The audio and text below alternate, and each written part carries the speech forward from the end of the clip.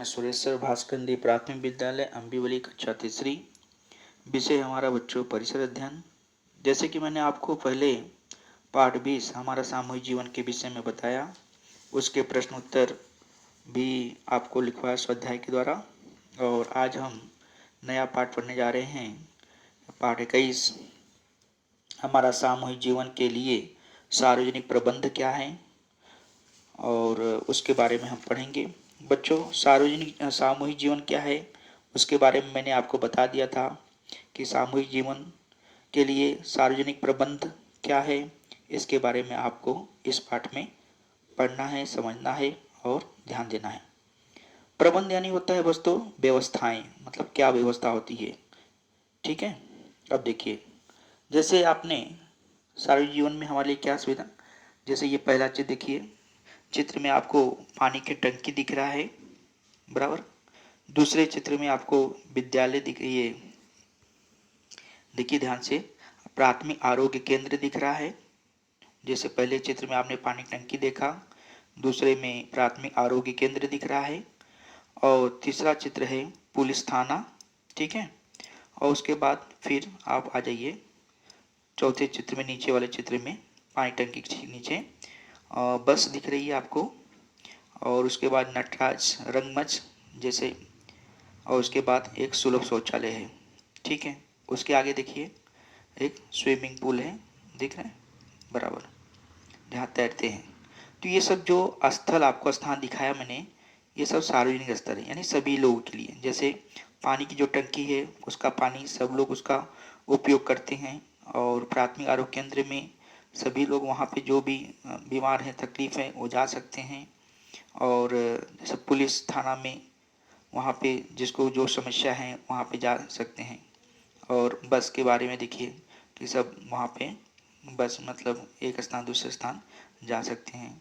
और नटराज रंगमंच देखने के लिए वहाँ पे टिकट जो लगता है वहाँ पे भी लोग जा सकते हैं।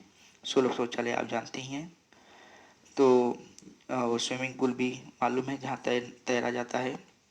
अब देखिए बच्चों, ये चित्र आपने देखा, ये सब सार्वजनिक प्रबंध और सुविधाएं हैं और व्यवस्थाएं हैं, जिसको अब हम बताएंगे। देखिए, ऊपर वाले चित्रों के आधार पर सार्वजनिक प्रबंध तथा सुविधाओं की एक सूची तैयार करो, और इन सुविधाओं से हमें कौन कौन सा लाभ होता है बच्चों। यदि ये सुविधाएं न हो तो कौन सी कठिनाइयां उत्पन्न होगी, और अपना परिवार ही अपना घर होता है, और घर के बाहर हमारा जीवन सार्वजनिक बन जाता है। ठीक है, और सार्वजनिक जीवन में विभिन्न सुविधाओं की आवश्यकता होती है बच्चों। सार्वजनिक सुविधा का अर्थ हम सब लोगों के लिए किए गए प्रबंध या व्यवस्थाएं हैं। हम सार्वजनिक जीवन में परिवहन, पाठशाला और दवाखाना जैसी सुविधाओं का उपयोग करते हैं। सार्वजनिक सेवाएं तथा सुविधाएं सभी लोगों के लिए समान रूप में उपलब्ध होती हैं। उनका उपयोग हम लोगों को जिम्मेदारी के साथ करना चाहिए बच्चों। अब देखिए, स्थानीय शासन संस्थाएं और गांव की सुविधा। बच्चों, इसमें देखेंगे हम में से कुछ लोग गांव तथा कुछ लोग शहरों में रहते हैं। गांव की जनसंख्या प्रायः कम होती है और शहरों की जनसंख्या अधिक होती है। शहर में कारखाने होते हैं, बाजार होते हैं, वहाँ रोजगार के अवसर अधिक होते हैं। शहर में सार्वजनिक सुविधाएं बड़ी मात्रा में उपलब्ध होती हैं। चाहे गांव हो या शहर, वहाँ का प्रशासन वहाँ की शासन संस्था चलाती है बच्चों।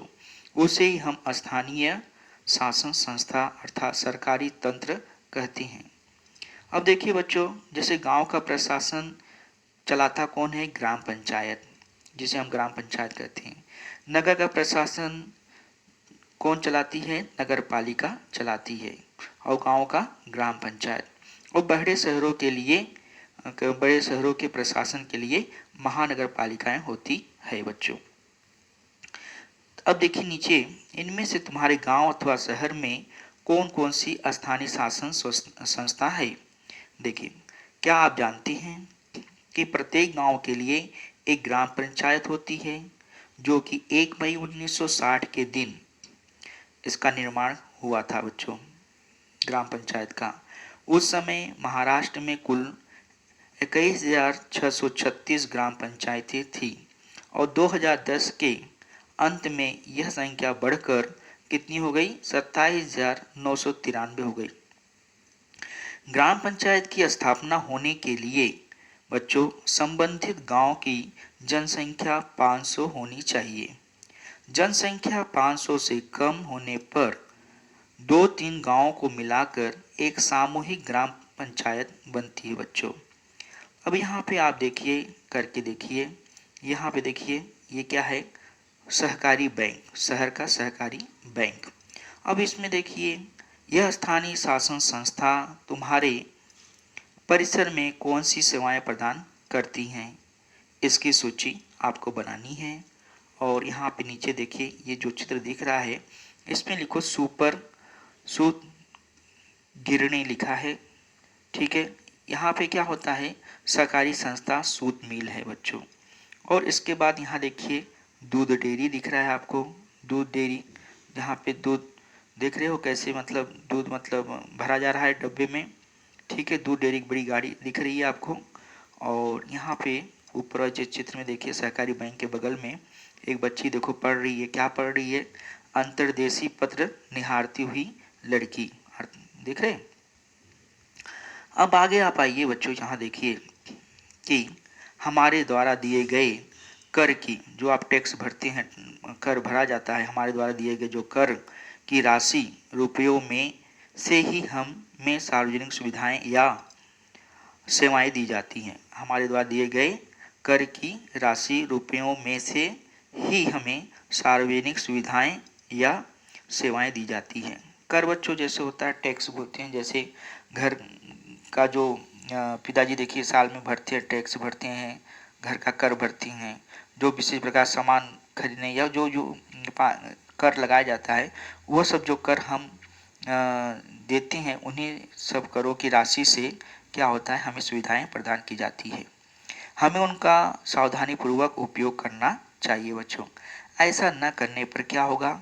सार्वजनिक सेवा सुविधाओं पर दबाव पड़ता है, परंतु हम सब मिलकर इन समस्याओं का क्या करेंगे बच्चों? समाधान प्राप्त कर सकते हैं। स्थानीय संस्था जल की पूर्ति तथा सार्वजनिक स्वच्छता इत्यादि सेवाएं देती हैं, परंतु हमारी आवश्यकता तो उससे भी अधिक सेवाओं की होती है बच्चों। अपने गांव में शायद तुमने बैंक देखा होगा, बराबर है। हमारे माता पिता खर्च के बाद बचे हुए धन को कहाँ जमा करते हैं? बैंक में जमा करते हैं। क्यों जमा करते हैं? वहाँ पैसे सुरक्षित रहते हैं, बराबर है। और दूसरी बात, पैसों की बचत भी होती है और आवश्यकता पड़ने पर हम उसे बैंक से निकाल भी सकते हैं। जिन्हें आवश्यकता हो उन्हें बैंक कर्ज भी देता है बच्चों। अब आगे देखिए, अब यहाँ देखिए रिश्तेदारों बच्चों, रिश्तेदारों और मित्रों सहेलियों के साथ संपर्क स्थापित करने के लिए डाक सेवा का उपयोग किया जाता है बच्चों। अब वो जो डाक सेवा का उपयोग किया जाता है, पूरे विश्व में हम कहीं भी पत्र भेज सकते हैं, बराबर है।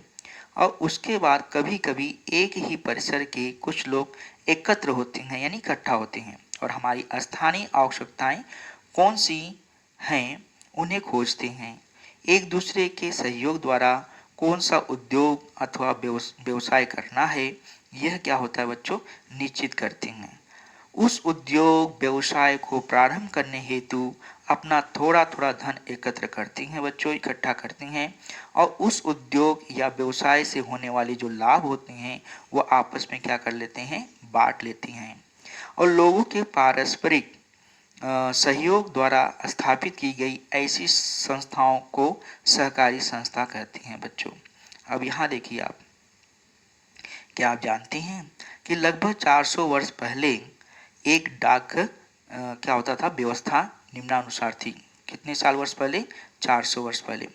कैसा था देखिए, गोवलकुंडा नामक स्थान पर प्रत्येक 2-3 मील की दूरी पर छोटी छोटी क्या होती थी? झोपड़ियां थी। और पहली झोपड़ी में एक क्या था? पत्रवाहक रहता था, जो डाकिया होता था, जो पत्र जाके देता है घर घर। पत्रवाहक का अर्थ है बच्चों डाक लेकर जाने वाला व्यक्ति। पहला पहला जो था बच्चों पत्रवाहक पहली झोपड़ी की पूरी डाक का क्या करता था, थैला लेकर दूसरी झोपड़ी में डाल देता था। और फिर क्या होता था बच्चों, वहां दूसरा जो पत्रवाहक था वो थैला लेने के लिए क्या करता था, तैयार रहता था। और वह पत्रवाहक उस थैले को तुरंत उठाकर दौड़ते हुए अगली झोपड़ी में क्या करता था बच्चों, डाल देता था। ठीक है। और डाक ले जाने की व्यवस्था इस विधि से की जाती थी, ऐसी व्यवस्था को ही क्या कहते हैं, डाक व्यवस्था कहते हैं बच्चों। समझ में आए? अब देखो बच्चों यहाँ पे इस अब क्या करना चाहिए, आप ध्यान दीजिए। जैसे नलों में टोटी न होने से पानी क्या होता है, बेकार हो जाता है। और इस समस्याओं के समाधान के लिए अकोले तहसील की बहिरटवाड़ी, कौन सा है बच्चों, पढ़ो अच्छे से, बहिरटवाड़ी की एक पाठशाला की क्या था, बाल संसद में एक उपक्रम चलाया गया। ठीक है। और कक्षा में पानी की बचत विषय पर चर्चा प्रारंभ की गई बच्चों। और कुछ विद्यार्थियों ने यह विषय रखा कि गांव के नलों में टोटी न लगी होने के कारण पानी क्या होता है, व्यर्थ बह जाता है, अर्थात नुकसान हो जाता है। विद्यार्थियों ने यह पता लगाया क्या कि नलों में टोटियों लगाने का काम किसका है, मतलब नलों में जो टोटियां लगाते हैं वह काम किसका है। इसके बाद उस बाल संसद ने ग्राम पंचायत से क्या किया बच्चों, नलों में टोटियां लगवाने का आग्रह किया। ठीक है। और बाल ग्राम संसद ने ग्राम पंचायत को नलों में टोटी लगाने के क्या किए, विषय में पत्र लिखा। और कुछ दिनों के बाद बाल जो संसद थे बच्चों, बच्चे छोटे छोटे ने एक स्मरण पत्र भी भेजा, मतलब उन्हें फिर से ध्यान दिलाने के लिए कि ऐसा हमने पहले आपको पत्र भेजा है, बताया है। तो कुछ और दिनों के बाद नलों में टोटियां बच्चों लगवा दी गई। और इस प्रकार क्या हुआ, उन विद्यार्थियों ने इस समस्या का क्या किया, समाधान कर दिया। और ऐसे पानी से संबंधित समस्याओं का निराकरण आप भी कर सकते हो बच्चों। और आप कैसे करोगे ये भी देखिए इस विधान। अब देखिए यहाँ पे हमने जो पाठ पढ़ा, हमने क्या सीखा। पहला, सार्वजनिक सुविधा का अर्थ है क्या, हम सब लोगों के लिए दी गई सेवाएं। और दूसरी बात, हमने ये भी सीखा कि गांव का प्रशासन कौन देखता है, ग्राम पंचायत देखती है। और नगर का प्रशासन कौन देखता है, नगर पालिका देखती है। अब बच्चों यहाँ देखो, बड़े शहरों के प्रशासन के लिए महानगर पालिकाएं होती हैं। और सार्वजनिक सेवा सुविधाओं का उपयोग सावधानी पूर्वक करना चाहिए बच्चों। ठीक है। और बैंकों में हमारे पैसे कैसे होते हैं, सुरक्षित रहते हैं। हम पूरे विश्व में कहीं भी पत्र भेज सकते हैं, बराबर। और लोगों के पारस्परिक सहयोग द्वारा निर्मित संस्था को सहकारी संस्था कहते हैं बच्चों। अब यहाँ पे हमारा आ गया स्वाध्याय। स्वाध्याय में बहुत देखो, ये स्वाध्याय में क्या है बच्चों, बताइए। पहले प्रश्न पढ़िए आप। पहला प्रश्न देखिए, नीचे दिए गए प्रत्येक प्रश्न का उत्तर आपको कैसे देना है, एक एक वाक्य में लिखना है। तो देखिए पहला प्रश्न है, सार्वजनिक सुविधा का क्या अर्थ है। तो सार्वजनिक सुविधा का अर्थ है बच्चों कि सार्वजनिक सुविधा का अर्थ है हम सब लोगों के लिए किया गया प्रबंध या व्यवस्था है। और दूसरा प्रश्न क्या है, सार्वजनिक जीवन में हम किन सुविधाओं का उपयोग करते हैं। तो इसका उत्तर होगा बच्चों, सार्वजनिक जीवन में हम क्या करते हैं, परिवहन, पाठशाला, दवाखाना जैसी सुविधाओं का उपयोग करते हैं। तीसरा है, स्थानीय शासन संस्था कौन कौन सी सेवाएं देती हैं। तो स्थानीय स्वास्थ्य संस्था कौन सी, जल की पूर्ति तथा सार्वजनिक स्वच्छता इत्यादि की क्या करती हैं, सेवाएं देती हैं। अब देखो बच्चों, आ गया रिक्त स्थानों की पूर्ति करो। उसमें लिखा है जिन्हें आवश्यकता होती है, रिक्त स्थान है उधर, उन लोगों को कर्ज भी देता है। कौन देता है, बैंक देता है। ठीक, वहां बैंक लिखेंगे।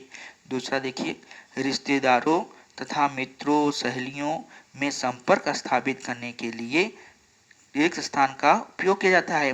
किसका उपयोग जाता है? डाक सेवा का। दूसरे रिक्त स्थान में हम भरेंगे डाक सेवा।